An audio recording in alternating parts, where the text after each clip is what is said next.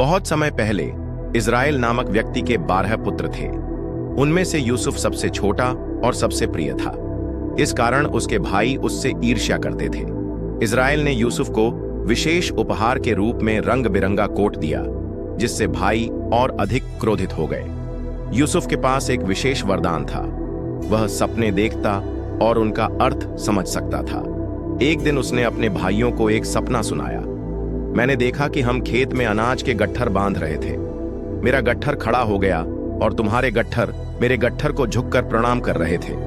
यह सुनकर उसके भाई गुस्से से भर गए और बोले, क्या तुम हम पर राजा बनोगे?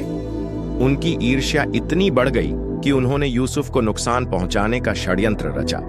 एक दिन जब यूसुफ अपने भाइयों के पास गया, उन्होंने उसे पकड़कर एक सूखे कुएं में फेंक दिया। बाद में उन्होंने उसे इश्माएलियों के हाथों बेच दिया, जो उसे मिस्र ले गए। यूसुफ की परीक्षा और विश्वास। मिस्र में यूसुफ को एक अधिकारी पोटीफर का दास बना दिया गया। यद्यपि वह दास था, लेकिन उसने अपने काम में ईमानदारी और निष्ठा दिखाई। पोटीफर ने यूसुफ पर विश्वास किया और उसे अपने घर का प्रबंधक बना दिया।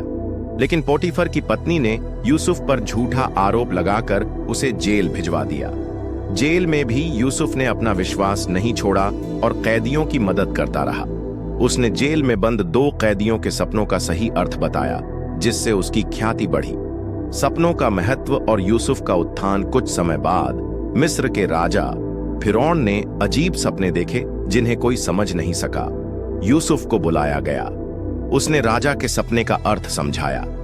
7 मोटी गायें और 7 हरी बालियां समृद्धि के 7 वर्षों का प्रतीक हैं। 7 दुबली गायें और सूखी बालियां अकाल के 7 वर्षों का संकेत देती हैं।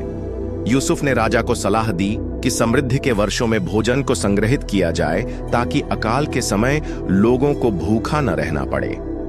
राजा यूसुफ की समझ से इतना प्रभावित हुआ कि उसे मिस्र का मंत्री बना दिया। यूसुफ ने पूरे देश में अनाज भंडारण का प्रबंध किया।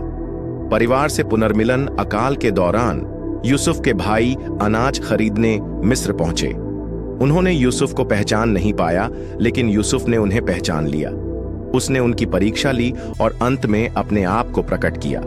उसने उन्हें गले लगाकर कहा, जो कुछ हुआ वह परमेश्वर की योजना थी, ताकि मैं तुम सबकी और लोगों की सहायता कर सकूं। यूसुफ ने अपने परिवार को मिस्र बुला लिया और वे एक साथ खुशी खुशी रहने लगे। प्रेरणा। यह कहानी सिखाती है कि कठिनाइयों और अन्याय के बावजूद यदि हम विश्वास और धैर्य बनाए रखें, तो परमेश्वर हमारी राह को उज्जवल करेंगे। यूसुफ ने दिखाया कि क्षमा और प्रेम से हर बाधा को पार किया जा सकता है।